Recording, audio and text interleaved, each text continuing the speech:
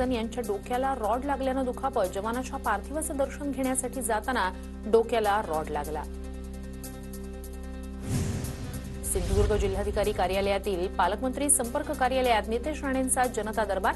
जनतेच्या मागण्या आणि प्रलंबित कामं मार्गी लावण्यासाठी आठवड्यातून एक दिवस याच कार्यालयात उपस्थित असणार. विदर्भात पुढचे काही दिवस तापमानात काही अंशी घट होणार, तर एप्रिलपासून पुन्हा उन्हाचे चटके लागणार. नागपूर हवामान विभागाकडून अंदाज व्यक्त. जळगावच्या भडगावमधील महिंदणे गावाला मार्च महिन्यातच पाणी टंचाईच्या झळा. मार्च महिन्यापासूनच गावकऱ्यांची पाण्यासाठी भटकंती. जलजीवन मिशन योजनेचं पाणी गावाला कधी मिळणार, हा गावकऱ्यांसमोरचा प्रश्न. पुण्याच्या भोरमधील भाटघर आणि नीरा देवघर धरणातील पाणीसाठा घटला. दोन्ही धरणांमधून गेल्या 3 महिन्यांपासून कमी जास्त प्रमाणात पाण्याचा विसर्ग सुरू. पुण्याच्या खेड तालुक्यातील परसूल गावात भीषण पाणी टंचाई. तिसरा हंडा पाणी घेतल्यास 100 रुपये दंड. पाणी टंचाईवर मात करण्यासाठी परसूल ग्रामपंचायतीचा निर्णय. पुण्याच्या वडगाव शेरीमध्ये महिलांचं जनआक्रोश आंदोलन. वडगाव शेरीत अनेक दिवसांपासून पाणी पुरवठा बंद असल्याची तक्रार. महापालिकेचं दुर्लक्ष होत असल्याचा आरोप. ठाण्याच्या शहापूरमधील डोळखाम तलवडे ग्रामपंचायत हद्दीत येणाऱ्या गावपाड्यांवर भीषण पाणी टंचाई. पाण्यासाठी लहान मुलांना कडेवर घेत महिलांची पायपीट. चिपळूण तालुक्यातील 10 गावांचं टँकरसाठी अर्ज. संभाव्य पाणी टंचाईसाठी तालुक्यात 20 लाख रुपयांची तरतूद.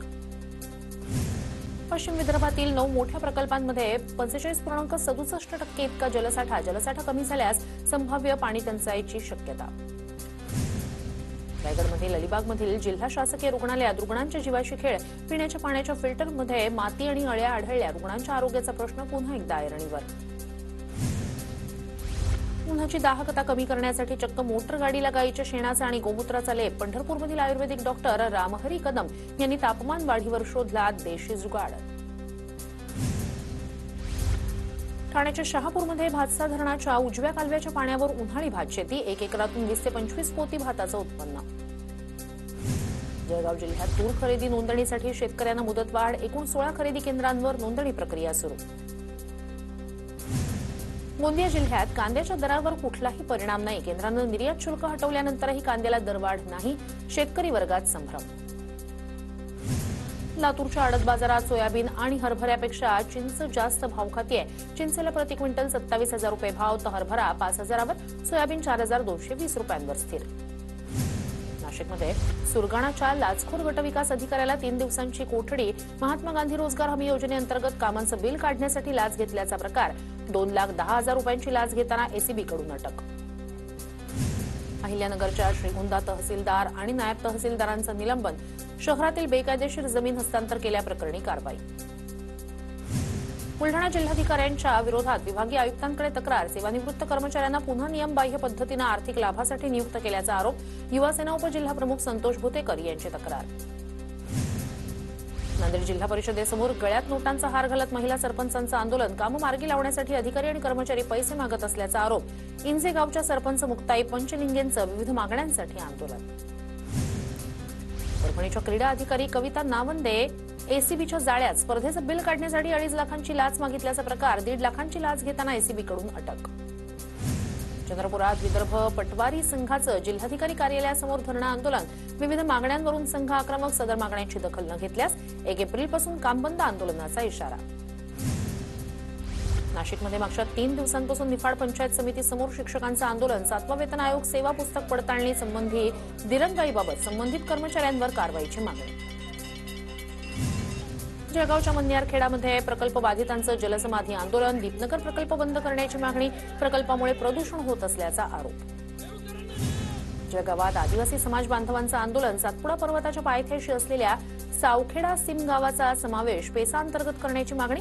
शासनाच्या अनेक योजनांपासून वंचित राहावं लागत असल्याची तक्रार.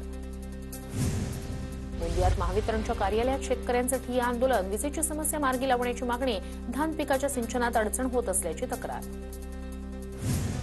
सातारा जिल्हाधिकारी कार्यालयासमोर ऊसतोड कामगारांचं रिपब्लिकन पार्टीचं आंदोलन. ऊसतोड मुकादम बंदुकीचा धाक दाखवून कामगारांचे बैल घेऊन पसार झाल्याचा आरोप. कारवाईची मागणी. पुण्यातील भोर नगरपालिकेच्या महाराणा प्रताप शाळेतील शिक्षिका निलंबित. स्वतःऐवजी दुसऱ्या महिलेला वर्गाला अध्यापनाला ठेवल्यानं कारवाई. पुण्याच्या ओतूरमध्ये मद्य विक्रेत्याला मारहाण, 2 महिलांकडून दुकानात तोडफोड, घटना सीसीटीव्ही कॅमेऱ्यात कैद, हाणामारी करणाऱ्या 4 गुन्हा दाखल. चंद्रपूरच्या बल्लारपूर शहरात देशी कट्टा घेऊन फिरणाऱ्या 3 अटक, देशी कट्ट्यासह एक जिवंत काडतूस जप्त. नागपूरमध्ये अल्पवयीन मुलांसह घरफोडी करणाऱ्या आरोपीला अटक, 1,66,000 रुपयांचा माल जप्त, पारडी पोलिसांची कारवाई. पुण्याच्या कोंढव्यातील नुराणी मस्जिदमध्ये मोबाईल चोरी, नमाजच्या पठणासाठी आलेल्या नागरिकांची मोबाईल चोरीची घटना सीसीटीव्हीत कैद, कोंढवा पोलीस ठाण्यात गुन्हा दाखल.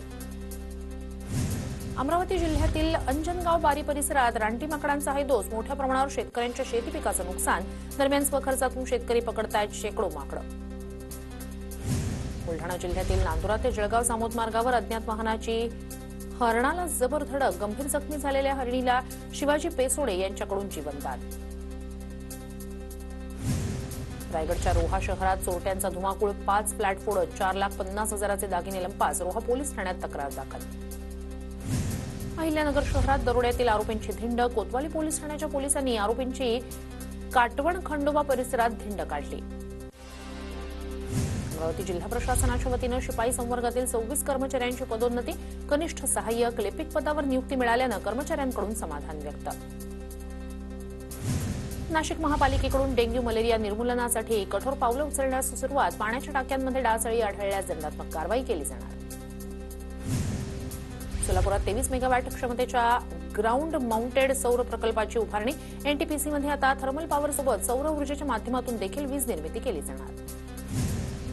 वर्ध्यातील मिर्झापूर नेरी गावानं 100% सौरग्राम होण्याचा मान मिळवला. गावाची सौर ऊर्जेची स्थापित क्षमता सुमारे 150 किलोवॅट. महावितरणकडून राज्याच्या प्रत्येक जिल्ह्यातील किमान 2 गावं 100% सौर ऊर्जेवर नेण्याची मोहीम. गोंदियात राष्ट्रीय लोक अदालतीत 24,883 प्रकरणांचा निपटारा, 1,188 फौजदारी प्रकरणं मार्गी लागली. नाशिकच्या येवल्यात आझाद समाज पार्टीचं तहसीलदारांना निवेदन, बिहार राज्यातील महाबोधी महाविहार बौद्ध भिक्खूंच्या ताब्यात देण्याची मागणी.